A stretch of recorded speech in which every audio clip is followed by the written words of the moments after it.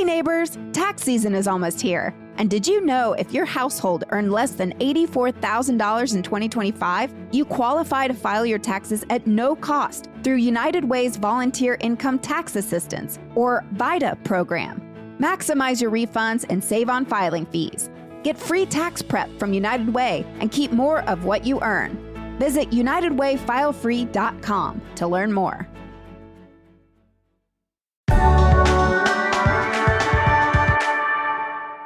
Today on CityCast Nashville, in honor of Valentine's Day on the horizon, today we are holding space for those who put on real pants, ventured out on dates in our great city, and lived to tell the tale. So get cozy, y'all, as executive producer Whitney Pastorek and I share some truly unforgettable dating horror stories that took place right here in Nashville, Tennessee. It's Thursday, February 12th. I'm your host, Marie Cecile Anderson, and this is what Nashville's talking about. Good morning, Nashville. Or afternoon. Maybe even it's late at night and you're cuddled up in bed all alone, listening to the sound of my voice. Well, I hope it warms you like a hot bowl of chicken noodle soup on a cold winter's night. Marie, please stop. You are not Delilah. Sorry, Whitney, I can't stop. Since today we are talking about love stories gone wrong, and I don't want to traumatize our listeners, I want to offer them some comfort. So I thought I'd add a touch of cinnamon to my voice, and if it gets old, well, that's what my ex told me I was. Yep, he's dating a 23-year-old now. Anyway, Whitney, let's begin with you. Do you have a dating horror story you'd like to share with us? I will try if you stop using that voice. Okay. Thank you so much. Marie, I don't date a lot due to an unfortunate series of events, and we'll just leave that there. But I will say I think my least favorite date that I ever went on here in Nashville was I met a man from the swipey services. The swipes? Mm-hmm. And this is during this period in my life after the horrific thing had occurred to me. And I was like, okay, I'll just go on the swipe services and see what's out there. I was meeting everybody at Mickey's Tavern because at the time I was a regular patron and the bartenders knew me. That felt safe, right? So this gentleman, that's a strong word, this individual shows up and he will not tell me what he does. In his profile, he had said that he worked in state government, but he was being all clandestine about it and like wouldn't reveal his true identity because the person he worked for was so powerful. And we start talking. Long story short, he eventually espoused a belief about teachers and why they get paid too much that caused me to stand up and storm out of the bar. The Mickey's bartenders were like, is the tab on him? And I was like, yes, it is. I'll see y'all later. Peace out. Wow.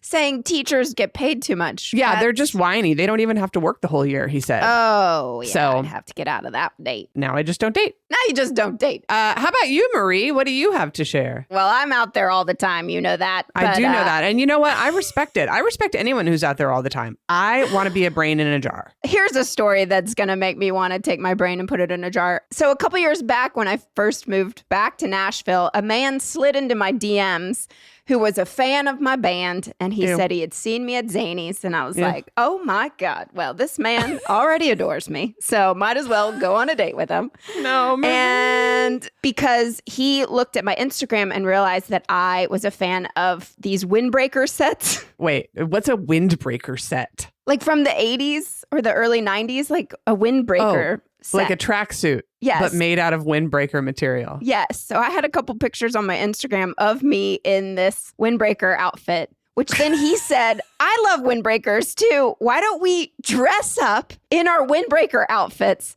and meet at the Applebee's on Thompson Lane? Not the West End Chili's. Not the West End Chili's, my second favorite place, the Applebee's on Thompson Lane. So we did. We showed up in our windbreaker outfits. And maybe it wasn't like the worst date, but when you realize you don't have chemistry immediately in, but yet you still have your whole meal to eat while sitting in a windbreaker suit, it was a pretty bad date. Anyway, I was proud of myself for going for it. Yeah. But alas, way to take a chance at finding love with your stalker. Thanks, Whitney. You're welcome. Okay, well, so enough about my dumpster fire life of dating. Let's open up the phone lines and hear from other Nashvillians who might have a horror story to share. Pizza Party, you are live on the air with Marie. And Whitney, tell us your gruesome tale. I genuinely don't know where to start. Okay, I went on a date with a guy to 5 Points Pizza. I met him there. He's not overly friendly, but I go with it. Like maybe he's nervous or something. He talks about himself the entire time. He doesn't once ask me about myself. Okay, fine. We're wrapping things up, and he looks at me and says, "You got this, right?" Because I only have 10 cents in my bank account. It doesn't stop there. I pay the bill, and I'm still being polite, and I walk out with him to at least end the date and say goodbye. We get out the door. He turns around and says, "Didn't you park over there?" And I go, "Yeah." And he said, "So why are you following me?" First of all, what a creeper. Second of all, gentlemen, I know that you think highly of yourselves and that you think that us small little girls want to hear everything about your lives. But you've got to ask us about us if you're going to go on dates with us. I don't understand why you would say, I'm going to put myself out there and find somebody who I will share my life with, except they only get to share my life. I don't want to share in any of theirs. And also, ladies, if he only has 10 cents in his bank account, hit the bricks. Girl, I had a man ask me if I could spot him for a week because he was waiting for a check to clear.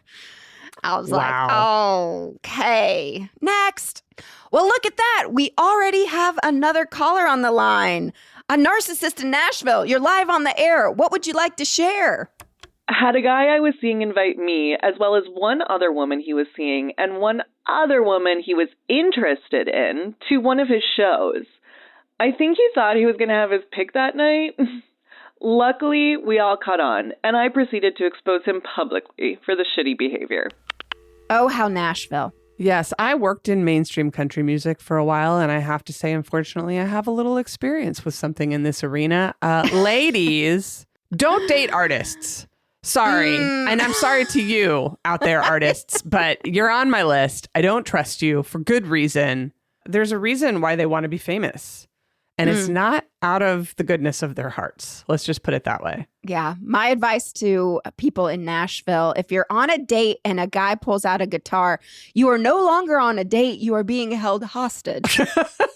I don't have any trouble with a guitar coming out at a bonfire and we're all going to sing American Pie because no one knows all the verses and eventually just trickles out. Like, that's fun. But if someone's like, I wrote this song, let me tell you a little bit about the place I was in my life when I wrote it. You got to run for it. It's not healthy. Or if you're in healthcare and then you only talk about your guitar. You're not going to be his muse. Okay.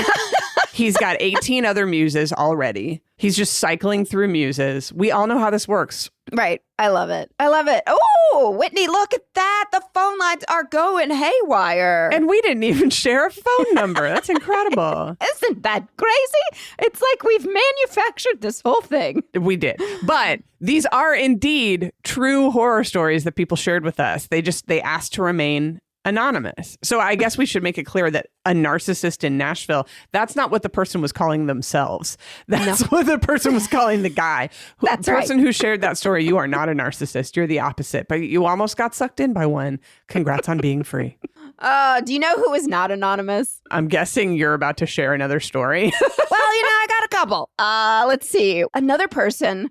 This is what I love. Like during COVID, I would go on like super long walks just to get my steps in. And this person I fell for so hard.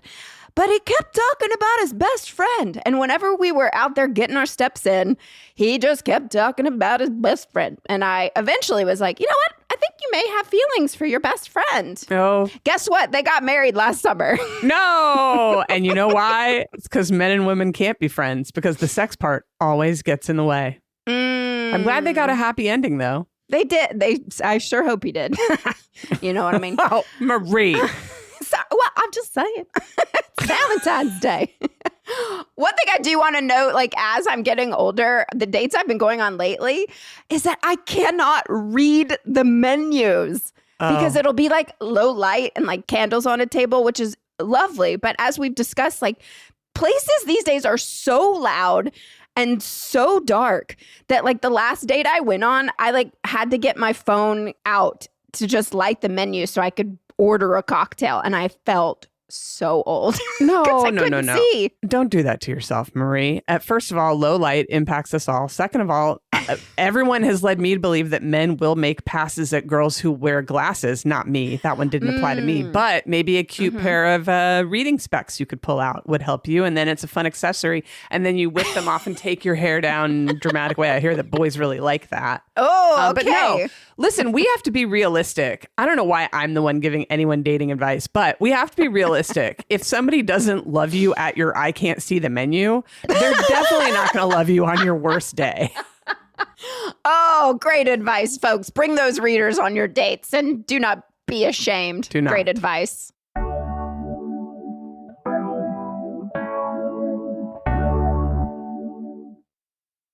All right, let's get back to our callers. This person apparently is coming to us live from the bedroom. Ooh, kinky. No, not exactly. All right, catching some Z's. You are now live on the air, kind of, in this fake scenario.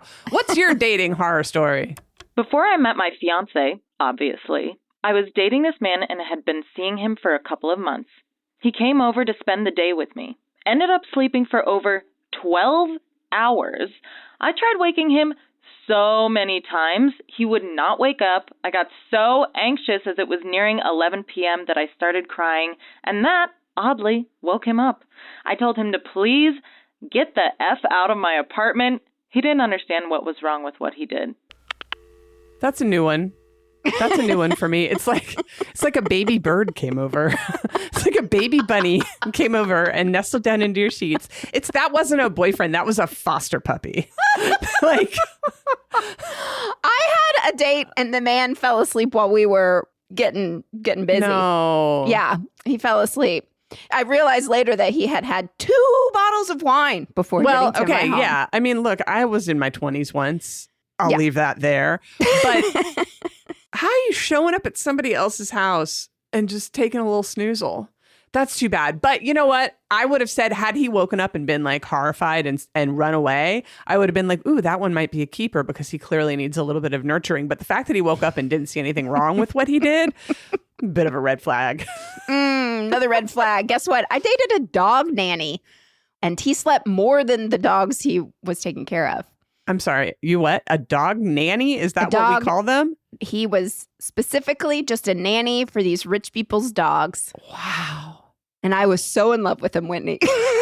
If any rich people are hiring, I know. email right? us at Nashville. I'd love to be a dog nanny. I know. It was adorable at the time. Oh, well, look at that, Whitney. Our phone lines continue to light up. And this one is an extra special one coming to us about a local restaurant owner. Don't worry, folks. No names, no lawsuits coming to us today. But how about we call this one Toilet Seat? Hello, Toilet Seat. You are live on the air. What's your story? Okay, so I was dating this guy for a while, like 6 weeks or so, but I never went to his place. I really liked him. And eventually I started to feel weird that he wasn't inviting me over. He was super smart. He was funny. He was, like very put together. And he owned a restaurant, which I had been to, but again, never to his place. So finally, one night we were out close by where he lived, and he finally invited me over, and I was so excited. Turns out he lived in a studio that he shared with his business partner, and they took turns sleeping there while the other one slept in the office at the restaurant. He didn't even have a full bed, just a futon mattress on the floor, a mini fridge, and a hot plate. I went to the bathroom, and there was not only no toilet paper, but no door and no toilet seat. So, game over. Okay, I want to talk seriously about this one. Okay. I respect the hustle. Absolutely. I'm already in love with this person. The restaurant business is a grind. Mm-hmm. You got to do what you got to do to make it work. The next thing I'll say is I also think that there are a lot of men out there who think that women are going to judge them because of maybe where they live, or that they're putting a lot of hustle into their business and maybe not enough into their personal life. And so I do think there are moments where it's okay for us to be a little more forgiving. Like, is this just a temporary situation? You know, how good is the restaurant? Does it have a chance at success? This guy is nice and smart and put together, so obviously he's doing something right. However, I will draw the line at he had no toilet seat. And I bet it was really dirty too. You know? I'm sure. Yeah, just no. disgusting. Yeah. I've been in that bathroom, but it was like at CBGB's. It's not at the house of somebody who I'm hoping to hook up with. I don't know. Marie, do you think it's a red flag when people don't let you come over after you've been seeing them for a time? They're hiding something. They're married. They're they got too many roommates that they're ashamed of or something. There's something up, especially at my age when they don't have a place that they want to take me back to. Hello. You know? Yeah, I mean, So- I'm not a materialist at all. And if I see somebody putting forth effort in their life, I'm liable to be very forgiving. However, I do need you to have a toilet seat. And this is coming from me, who I dated a stand-up comedian who lived in his car for a while, and I was madly in love with him also. So, I mean, it doesn't, that stuff, the materialistic stuff doesn't quite matter, but I do think, you know, if you are looking to create a home and maybe a family and some stability, maybe you would prefer a toilet seat. Just saying. A toilet seat's a good jumping off. Like, that is a good line in the sand. Yeah. That's a good line in the sand. That's all. No judgment, though. But no judgment, again, and you know, appreciate the hustle. Maybe you could have saved him. That's toilet seat. Yeah. Just kidding. You can't. Yeah, right. Exactly. All right. Well, that was fun. All right. Looks like we have just a couple more calls here to get through, Marie. Thank you so much for recruiting all of these, quote, live, quote, callers. This next one is calling in today and wants us to refer to them as painful and awkward. Don't talk to yourself like that. No. I feel like I'm on Queer Eye. How can we expect, I'm going to Jonathan Van Ness this. How can you expect anyone to respect you when you don't respect yourself, honey? Anyway, all right, let's go to this call. The worst date I've had lasted 45 minutes, and the guy did not ask a single question. Maybe he was nervous, but he only answered questions I asked, never asked a single thing. I kept the conversation going for as long as I could, but it was painful and awkward.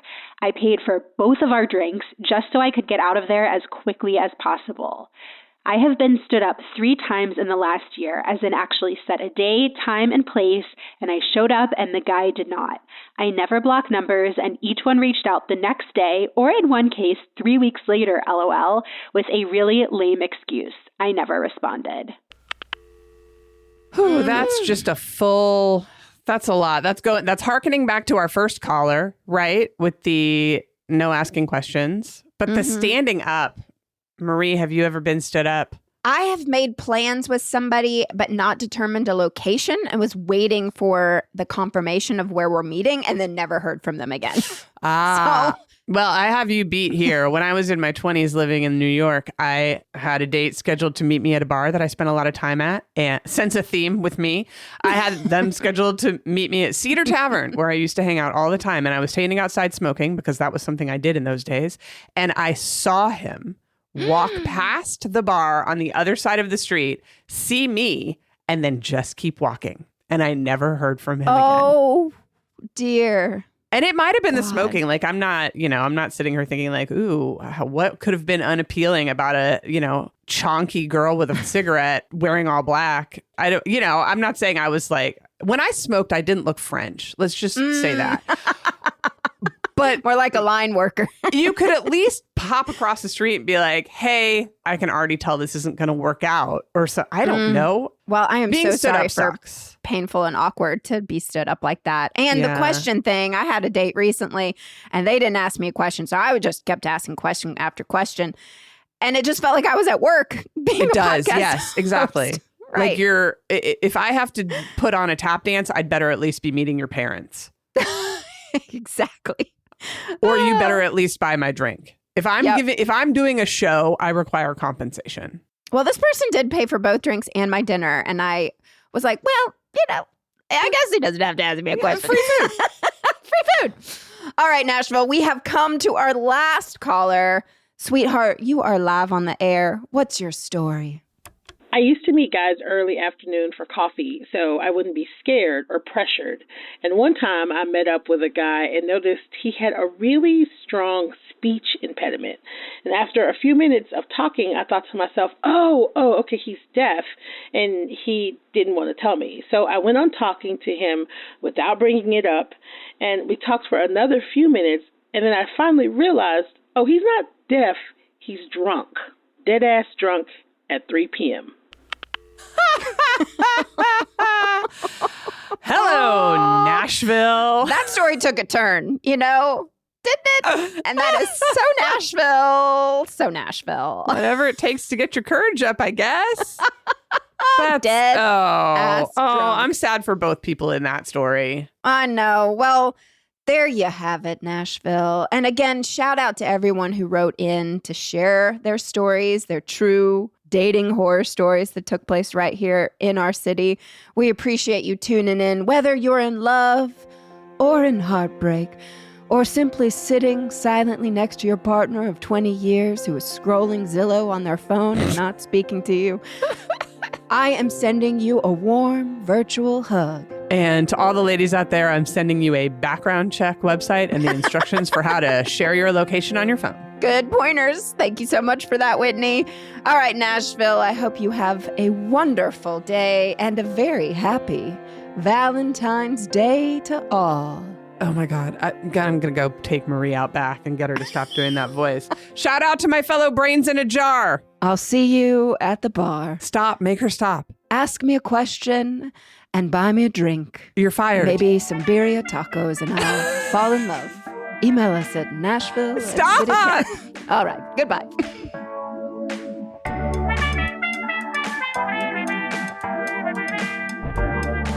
That's all for today here on CityCast Nashville. And don't forget, you can support this show and get great perks by becoming a CityCast Nashville neighbor at membership.citycast.fm. If you enjoyed the show, why not tell your friends? Rate the show, leave us a review, and subscribe to our CityCast Nashville newsletter. We'll be back tomorrow morning with more news from around the city. Toodles!